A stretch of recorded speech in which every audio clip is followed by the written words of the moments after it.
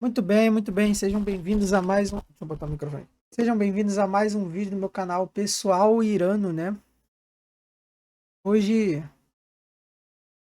o assunto não é tão denso, no sentido de vários tópicos, várias referências, mas tem o elemento reflexivo de você levar isso para frente como um policiamento. Principalmente esse vídeo, o título é meio óbvio, é mais destinado aos católicos, né? Então, como um catequista de experiência de tempo, né? Como um catequista de experiência, com experiência de tempo de, de alguns meses, barra ano, dando aula, né? Não necessariamente estudando. Estudando antecede o tempo que eu dou aula. Eu, eu vejo como o puritanismo comportamental, né? E o paganismo influenciam o católico moderno. E preciso fazer essa distinção porque, obviamente, existem pessoas de má índole, pessoas de capacidade intelectual baixa, que vão achar que a minha premissa é ao catolicismo e não a alguns católicos, se não boa parte dos católicos. E já vou deixar bem claro, óbvio, que não é o caso. Não é o caso, não estou me referindo ao catolicismo na sua totalidade, e sim a como as pessoas reagem ao catolicismo e seus ensinamentos, né? É interessante a gente perceber como desde os anos 90, 80 mais ou menos, estava até vendo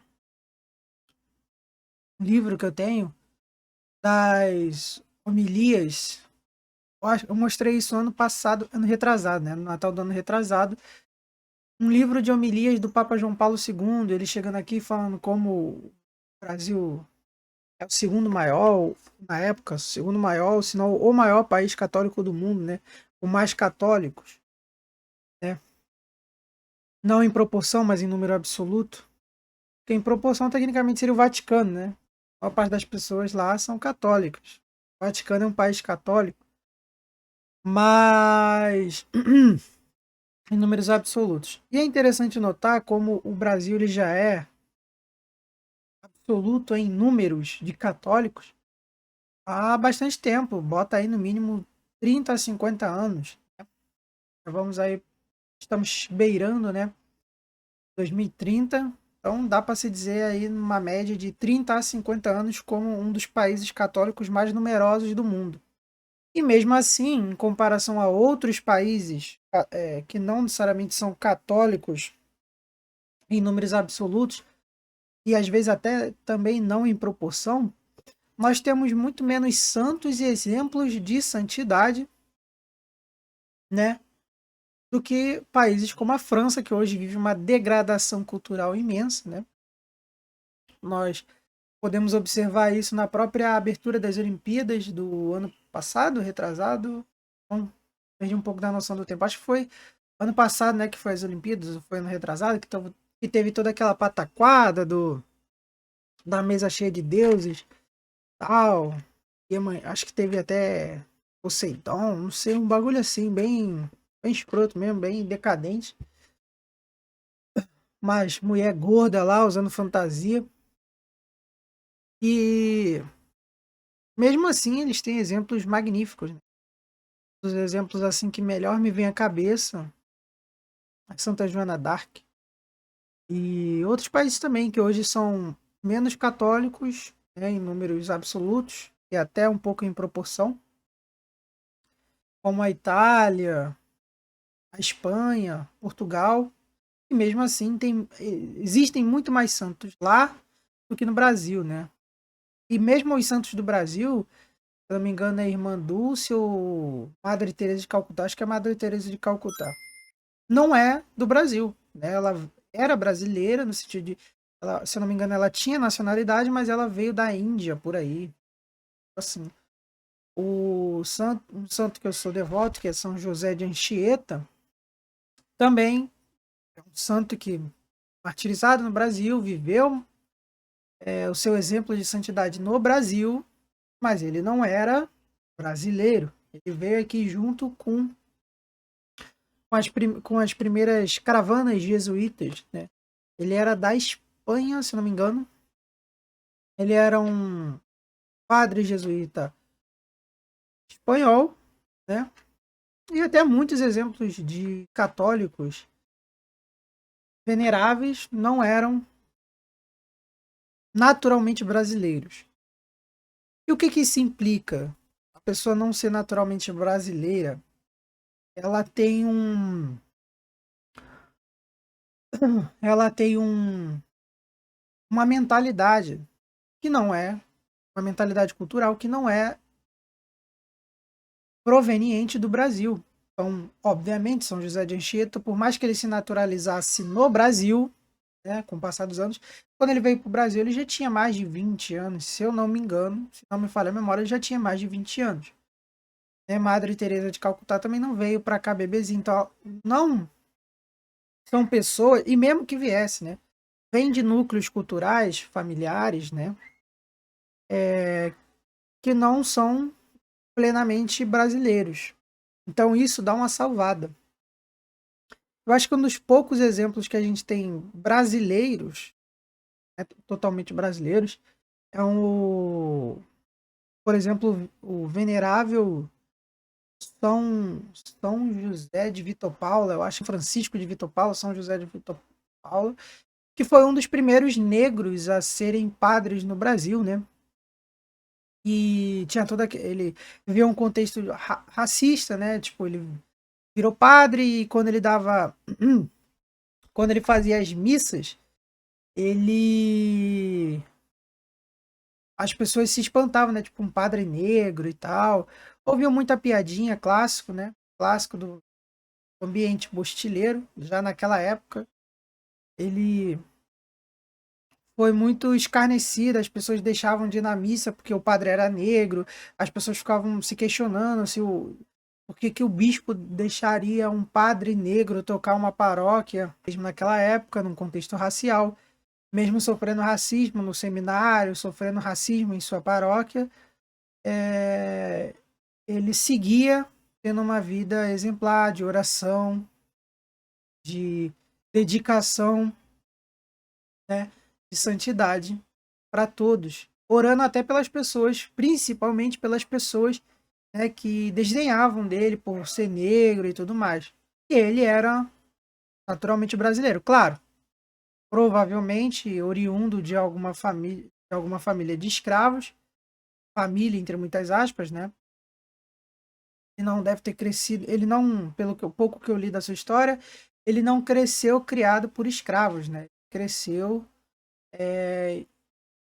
seminário, se formou no seminário, ele teve, se eu não me engano, ele chegou até a ser por um tempo escravo, foi liberto, entrou no seminário, virou padre, né? E morreu orando pelas pessoas que praticavam racismo com ele, mesmo aquelas pessoas que deixavam de frequentar a paróquia, ele ainda orava por essas pessoas quando elas morriam e tal. Orava pelos seus amigos do seminário, colegas, amigos é forte, né? Pelos seus colegas do seminário que criticavam ele, o fato dele ser negro, como se fosse uma escolha dele, né? Então, são um dos poucos produtos de santidade, exemplos de santidade que o Brasil conseguiu produzir, né? E é interessante ver que, é claro que é uma comparação meio injusta comparar o Brasil, um país de 500 anos, com países aí que já são seculares, tem a sua existência para mais de 1000 anos, 1500 anos. Então é meio injusto comparar, assim, totalmente o Brasil com outros países que produziram santos católicos. Contudo, é óbvio E mesmo existindo essa disparidade de tempo entre países mais antigos e o Brasil, não é difícil se notar que ainda assim era para a gente ter algum nível cultural católico que nós tínhamos. Se você perceber próprio Brasil, para estruturalmente pensando, alguns países levam nomes que naturalmente só poderiam ser possíveis em um país minimamente católico. Então, você tem estados com o nome de santos, como São Paulo, Espírito Santo. Você anda em ruas, existem ruas aí com o nome de santos, São Brás, São, Rua São Francisco, avenidas, outros bairros, nomes que naturalmente derivam de uma cultura católica. O próprio conceito de se descansar aos domingos, domingo do mês e tudo mais, deriva-se de uma cultura católica, onde domingo é um dia de descanso, porque é um dia de culto, de ir na missa, né? Final de semana é isso, brasileiro, por causa que é de uma cultura católica, né? Você, aos finais de semana, descansar, ir na missa com a sua família. Então, em algum grau, dá para se perceber que existe um vislumbre, um lampejo de cultura católica no Brasil. Mas, devido ao tamanho do Brasil, tamanho continental, né? Uma população também que também não é pouca, mais de 200 milhões de brasileiros, e tendo em proporção de 80 a 90% deles sendo católicos, era para nós sermos um país muito mais católico, com muito mais exemplos de santidade. E é óbvio que existem exemplos invisíveis, né, em qualquer outro país. Não são todos os santos que são conhecidos. Existem pessoas que morrem e levam para o túmulo suas histórias extremamente inspiradoras de santidade. E as pessoas acabam não descobrindo. Contudo, era para ainda assim termos exemplos maiores. Mas, como eu disse, meu pouco tempo dando aulas, vendo de perto a minha comunidade, não só a minha comunidade, a comunidade católica no geral brasileira, principalmente a do sudeste do Brasil, Rio de Janeiro, São Paulo, Minas, Espírito Santo, dá para se perceber o porquê nós não produzimos melhores e maiores exemplos de santidade, né, católicos. E eu costumo imaginar, pensar, categorizar o católico moderno quase que no mesmo balaio do que o militante de Twitter esquerdista, aquele lá da UFRJ com cabelo colorido. Não porque eles têm valores parecidos, mas porque eles têm uma mentalidade parecida, a forma de racionalizar o mundo. E todos se baseiam praticamente de forma materialista, baseiam sua percepção de forma materialista. O esquerdista ele vai olhar as coisas tudo como um fator econômico de o capitalismo selvagem que produziu isso, produziu o assassino, produziu ladrão de bancos, os políticos corruptos, os empresários corruptos e por aí vai. E o brasileiro médio, ele é um ser meio materialista. Meio não, sendo até bonzinho demais, modesto demais.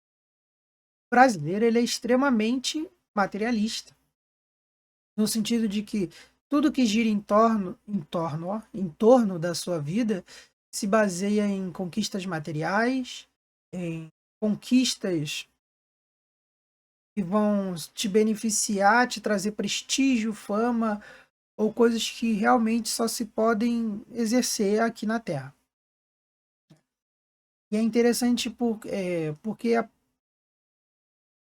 imaginar isso por causa que quando você percebe que isso afeta o imaginário geral, né, o imaginário comum, e é normal isso afetar o imaginário das pessoas no geral, normal, a maior parte das pessoas pensa mesmo em questões materiais o tempo todo. Mas você vê que é uma mistura, é uma equação aqui no Brasil. É materialismo mais puritanismo comportamental mais paganismo. O católico brasileiro, ele não só o recém-convertido, tá? Tem pessoas que são de família católica, são católicos há muitos anos e mesmo assim eles olham para o catolicismo de maneira materialista, eles têm um comportamento puritano e pagão. Porque todos esses católicos a quais me refiro, eles têm uma mentalidade muito parecida no sentido de tipo, eu sou católico, como se fosse parte de um clã, né? Eu sou católico, do clã católico, né? E eu vou fazer meus rituais aqui, ir na missa, orar, rezar o terço, para eu conseguir X ou Y. Como se fosse um contrato jurídico entre ele e Deus, né? Então, o católico ele vai lá e ele pensa que ele vai conseguir coisas, seja coisas materiais, poderes, nação, sabedoria, etc e tal, através de oração, através de rituais, né, como missa, como terço, rosário, novena, etc. Tridos, etc. Então, ele vai meio que transformando a cultura católica, em vez de ser uma cultura transcendental, né, uma cultura espiritual transcendental, ele transforma numa caminhada meio carreirista, onde você quer produzir bênçãos para você de maneira sistemática. Então, eu vou rezar o terço para me curar, eu vou rezar o terço para melhorar minha vida. E ele não consegue transformar a sua mentalidade em uma mentalidade justamente desapegada dos bens materiais. Então, ele pode até se iludir por um tempo, eu não quero ser milionário, então logo eu não sou um cara que sou apegado a bens materiais. Mas ser apegado aos bens materiais não é desejar de maneira desordenada, de maneira compulsória, ser rico. Até porque tem como você ser rico e ser santo. O que é ser apegado aos bens materiais engloba tudo. Como tem aquela passagem onde Jesus fala, né, que aquele que não odiar seus pais, me seguir, esse não me ama, né? Quando Jesus diz isso, quando Jesus diz isso, ele não está sendo literal, no sentido que você tem que odiar os seus pais para poder assim amá-lo.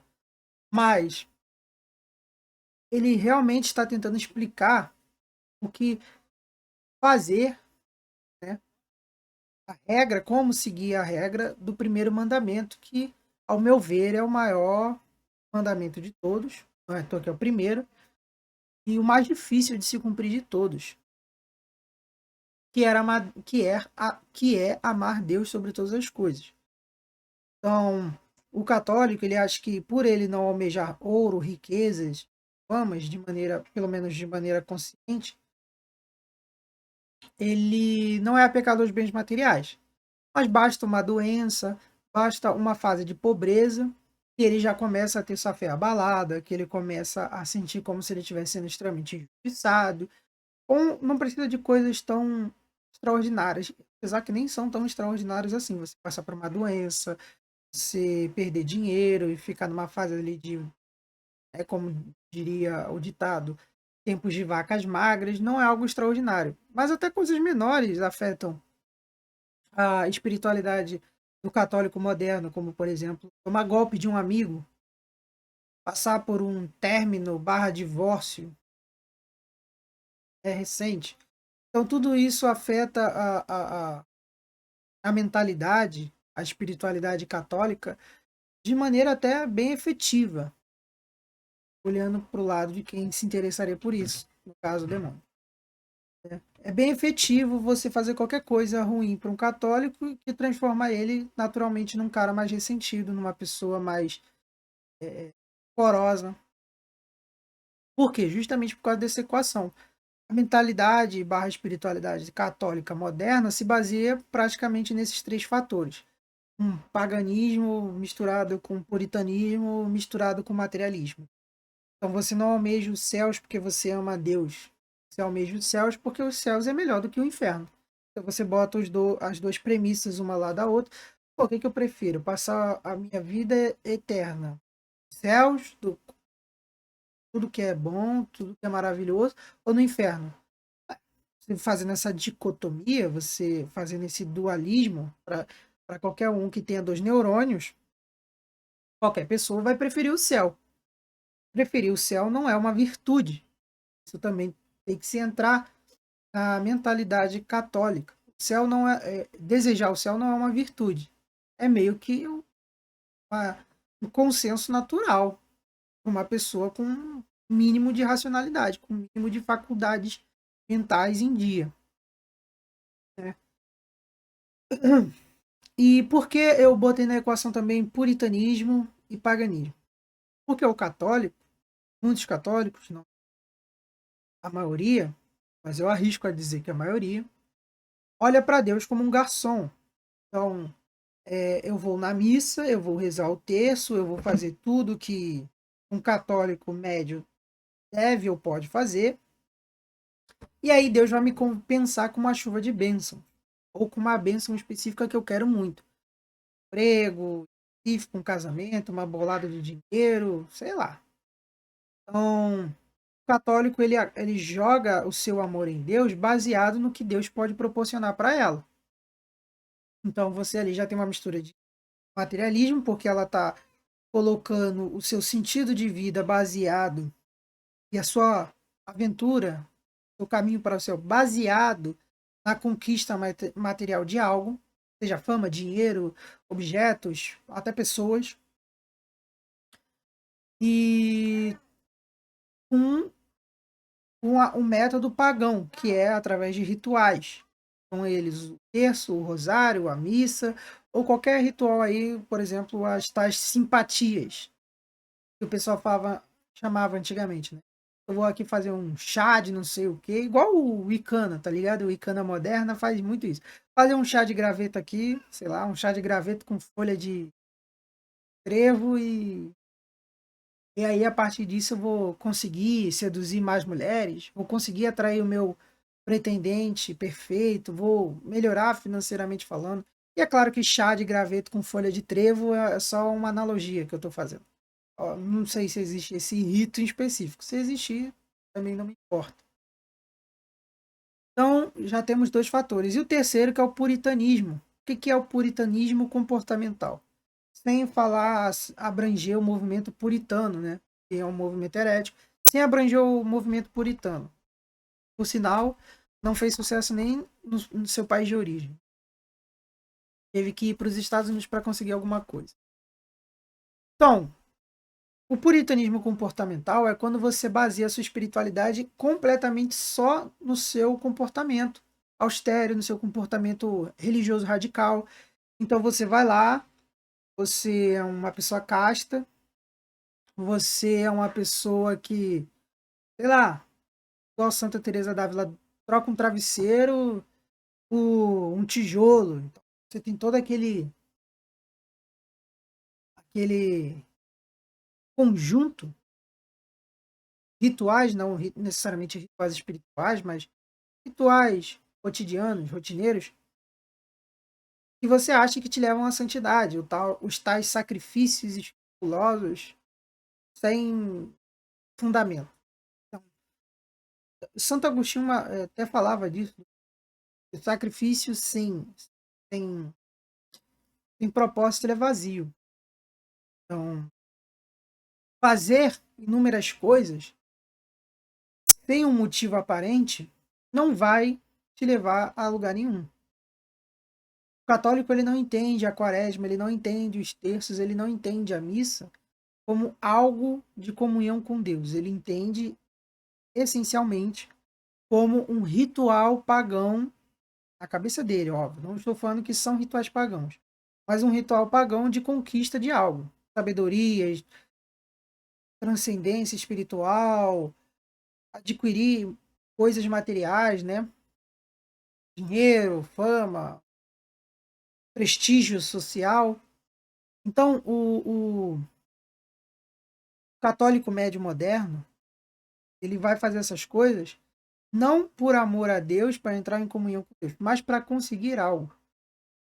Não estou falando que é a maioria, apesar de eu achar que é uma porcentagem muito grande, beirando a maioria, se não metade dos católicos, né?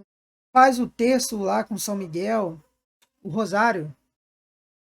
Não, desculpa, a quaresma de São Miguel, o rosário diário do Frei Gilson, aquelas campanhas do Instituto Asset, tridos, novenas e etc e tal, tudo com o intuito de conseguir algo para algo e nunca é para uma espiritualidade melhor.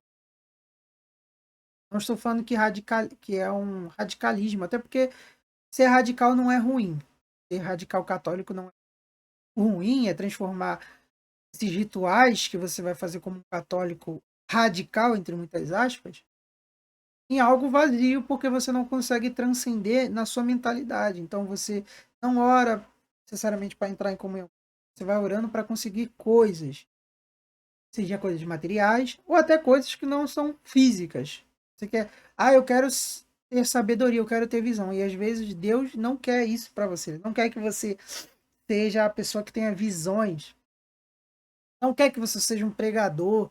Às vezes Deus quer de você que você seja só um bom pai, uma boa esposa, um bom filho, um bom participante da comunidade. E aí que entra a ruína do católico, aquela arrogância espiritual de querer ser iluminado, né? Então, o católico vai criticar uma pessoa que, sei lá, bebe uma cerveja ou fuma um charuto, barra cigarro, tanto faz. Ou uma pessoa que sai aos finais de semana para uma festinha, e ela vai julgar aquela pessoa porque ela, a iluminada, está fazendo todos os rituais necessários para entrar em comunhão com Deus, tudo que ela acha que um católico deveria fazer, e às vezes aquilo ali não é nem para ela, tampouco seria para outra pessoa. Por exemplo, eu, particularmente, não me interessa em fazer a quaresma com Frei Gilson lá, né? Acordar de madrugada e tudo mais. Eu acho um bom exercício espiritual? Eu acho. Se acordar 4 horas da manhã, 5 horas da manhã, para rezar o rosário e tudo mais, sacrificar o seu sono. Mas eu acho que isso não me complementaria, espiritualmente falando. Tipo, eu não acho que isso me faria bem. Talvez até me ensoberbasse. Talvez isso até me traria uma certa soberba, me cegando de coisas que eu poderia fazer, poderiam melhorar melhor. Melhorar melhor é foda. E poderiam melhorar a minha espiritualidade. Então, talvez para mim não sirva uma quaresma com São Miguel, Frei Gilson, mas me sirva, eu sei que serve para todo mundo, orar a Bíblia todos os dias, ler a Bíblia e orar todos os dias. Show, 10-0. Talvez dar encontros de catequese não me sirva, aquilo me ensoberbe e me tire do caminho de Deus.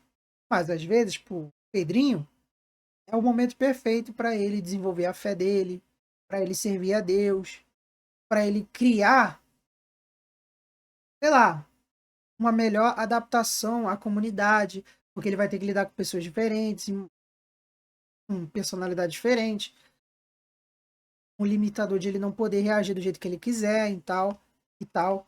Então, para cada pessoa, uma coisa ela pode servir como edificação ou ruína. E o católico ele não medita isso no seu dia a dia. Isso aqui está me levando à salvação ou à ruína? Isso aqui realmente está me tornando uma pessoa mais santa? Uma espiritualidade melhor? E o puritanismo comportamental vai justamente estar muito evidente em alguém quando essa pessoa julga a outra como se ela estivesse fazendo algo errado por não ser igual a ela ou por não estar dentro das regras. Então, por exemplo, o Olavo, Eu vou dar outro exemplo. Eles acabam citando muito o Olavo, mas tem outras pessoas também. Por exemplo, tem o professor de lógica, que é o Vitor Victorelli, né? E ele é uma pessoa que fuma muito. Eu acho que beira até um pouco o pecado do vício. Mas ele não está ali no canal dele dando aula de santidade. Ele está dando aula de lógica. Então, naturalmente você pode criticar isso dele, que ele fuma demais. Sim. Mas uma coisa é você pensar isso dele, outra coisa é você importunar ele com isso. Então ele lança um vídeo falando de questões muito interessantes e o seu único comentário acerca de um vídeo de 30, 40 minutos sobre questões muito interessantes é: "Ah, cara, você está fumando demais, isso é pecado, hein? E às vezes, o único pecado dele é o cigarro. Enquanto você peca traindo a sua esposa, sei lá, tem pensamentos impuros com pessoas de idade, né, que eu não vou falar. Às vezes você é uma pessoa egoísta, às vezes você é uma pessoa muito malandra, você quer passar a perna nos outros para se dar bem. Então, o que que é pior? Ter um vício em cigarro ou ter todo esse leque de outros pecados? Não estou falando que só existem esses dois. É claro que ele, ao mesmo tempo que é muito. Ele fuma muito, ele também pode, sei lá, fazer coisas moralmente duvidosas. Não estou falando que é o caso.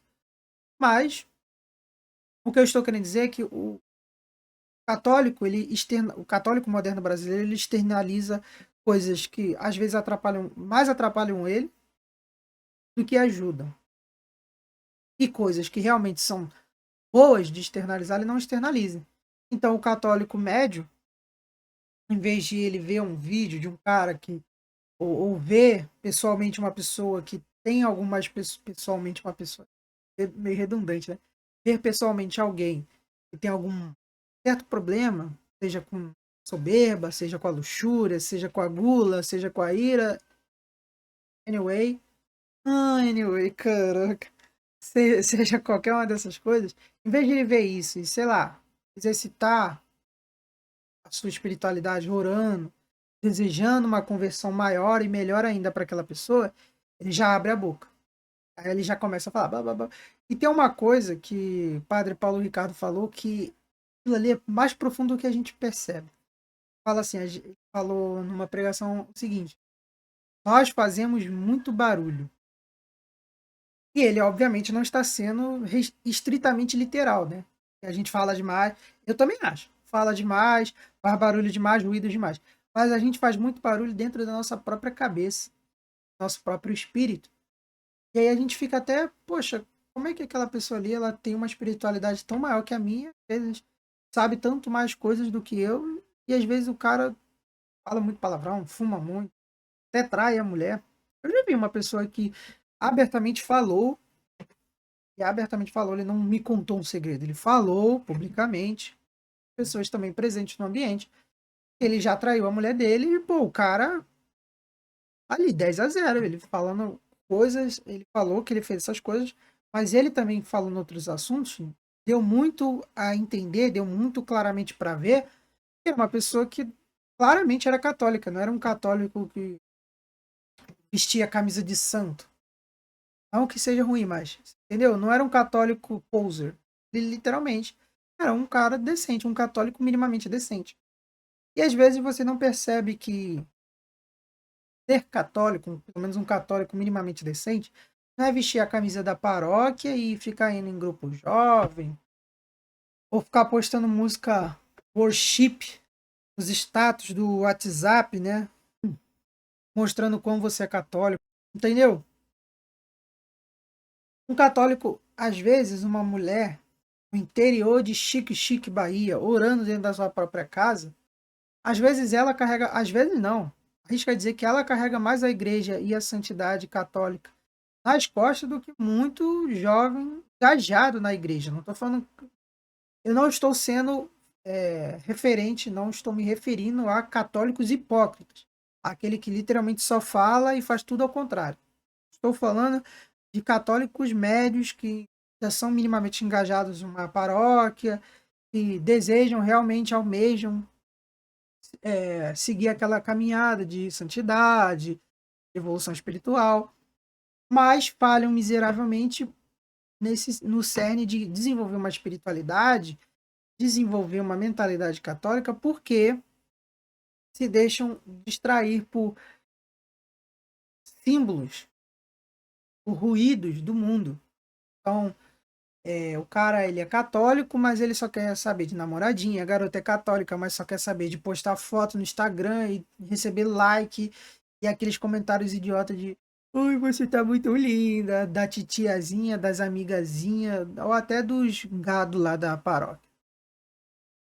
Então a pessoa ela vira católica, mas ela não desenvolve mentalidade católica, que realmente pode mudar a sua vida. E eu não falo isso me botando como referência, eu tô literalmente falando isso como uma pessoa que vê de dentro, não que vê de fora, né? Não estou longe, ah, meu Deus, olha lá os católicos. Não estou falando isso. Estou falando que isso é uma coisa que devemos nos pôr de vigilância constantemente. Entendeu? Tem que ser um material de referência, isso que eu falei, tem que ser um material de referência para nós nos desenvolvermos e não necessariamente para nós nos tornarmos santos amanhã. Entendeu? Então você vai pegar o que eu falei e vai falar assim: caraca, será que eu estou sendo muito materialista na minha espiritualidade com Deus? Será que eu estou reduzindo tudo a um mero ritual para conseguir algo de Deus? Esse terço que eu oro, esse terço que eu oro, esse essa missa que eu participo, tudo isso é só um ritual que eu faço para conseguir algo de Deus. O puritanismo, por exemplo, também. Ah, eu não fumo.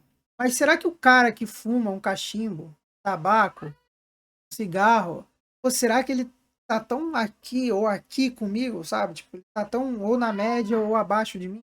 Às vezes um cara que fala palavrão, que fuma, ele pode ter uma espiritualidade maior do que a sua, entendeu? Claro, mas ainda podendo se desenvolver muito mais. É aquilo. O espaço entre nós, santidade, pode ser razoável, pode ser grande, mas o espaço entre nós e os santos, né, que já conseguiram a sua comunhão com Deus e tudo mais, é imenso, beirando o infinito, entendeu? Então, ser melhor, melhor entre aspas, ser mais santo que Cicrano ou Beltrano, né, não é virtude nenhuma. É o mínimo da nossa obrigação. E é isso que às vezes a gente esquece. Ser santo não é um objetivo de status. Ser santo é uma obrigação da natureza humana, né? A gente esquece que nós somos criaturas, né? Foram elevadas à condição de filho, mas ainda somos criaturas, ou seja, criações de Deus. E sendo criaturas, temos obrigações com Ele, mesmo que a gente tente renegar. Na sua imensa benevolência e amor a nós, Deus nos permite renegar essa obrigação que nós temos. Mas, por exemplo, um relógio, que é nossa criação, ele não tem a liberdade de negar a sua obrigação com nós. Então, o relógio ele vai seguir marcando o tempo, como a gente fez ele para ser, até ele não conseguir mais. Ele não descansa nem por um minuto. E nós, na condição filhos, temos essa benevolência, temos essa liberdade de poder renegar a nossa obrigação. Mas ela continua sendo a nossa obrigação. É aquilo. Se você não quiser arrumar mais sua casa, bem, ninguém vai te obrigar a arrumar sua própria casa. Mas ela vai ficar bagunçada e as consequências virão. Se você não arrumar o seu espírito, a sua mentalidade, bem, ninguém vai te obrigar a ser santo, mas as consequências virão. Então, tudo isso que eu falei não é uma crítica no sentido de apontar o dedo para vocês e me sentir melhor. Claro que vocês podem duvidar da minha palavra e particularmente não ligo. Mas tudo isso que eu falei é um referente ao comportamento. Então, se eu estou falando que o católico moderno é materialista, tem tendências pagãs e puritanistas, comportamentalmente falando, É simplesmente para você olhar para isso e entender, tá bom, será que eu sou assim? Não estou falando que você é assim. Não estou falando que o fulano, Beltrano, Cicrano são assim. Eu estou falando que existem pessoas assim, porque já vi bastante casos, e eu não vou ficar citando eles aqui, tanto porque eu acho desnecessário, quanto também porque pode expor pessoas desnecessariamente. Não é o meu intuito. O intuito não é apontar as pessoas e falar, lá, como você não é santo, você não é católico. O que eu estou querendo dizer é, isso aqui é como se fosse uma catequese básica que você pode dar a si mesmo. Mas o que eu tenho para falar nesse vídeo é isso mesmo. Analisem se sua espiritualidade, sua mentalidade religiosa se baseia em materialismo, paganismo, ritualístico, vou ir na missa, vou rezar o rosário para conseguir algo. Seu comportamento puritanista, né? Ah, eu estou fazendo isso aqui, mas será que eu estou fazendo isso por virtude ou só para ficar bonito na foto? Eu não fumo porque não é porque eu quero me aproximar mais de Deus, é porque é feio um católico fumar, falar palavrão ou qualquer outra coisa. Claro, tem coisas que a gente tem que fazer independente se é por virtude ou não, ou seja, eu tenho que ser casto independente se eu vou transformar isso numa virtude ou só uma obrigação vazia. Mas o ideal é que essas coisas sejam feitas por virtude, não por obrigação vazia. Você não pode simplesmente deixar de pecar só porque o padre mandou, o pastor mandou. Porque aí daí, para decair, é dois palitos, né? Então, você não vai pecar porque o padre mandou, mas vai ter uma hora que você vai ficar de saco cheio. Ah, cara, não tô entendendo merda nenhuma. Por que eu não posso fazer sexo com quem eu quiser, usar drogas ou qualquer outra coisa? Dane-se. E aí a sua espiritualidade, por já está fragilizada, vai mesclar com essa indignação, esse ressentimento, e aí você naturalmente vai falhar na sua missão de ser santo. Mas no geral é isso, esse foi o vídeo de hoje. Espero que não tenha sofistas nos comentários ou pessoas de baixa capacidade cognitiva tentando interpretar o que eu falei. Se você não entendeu o que eu falei até aqui, volta a rever o vídeo de novo, volta a rever o vídeo de novo. Se você continuar não entendendo, desiste, vai fazer outra coisa, entendeu? E ver o vídeo outro dia. Às vezes a gente entende as coisas de primeira mesmo, mas é assim mesmo. Também acontece comigo bastante. Então, no geral é isso. Muito obrigado. Até a próxima. Tchau.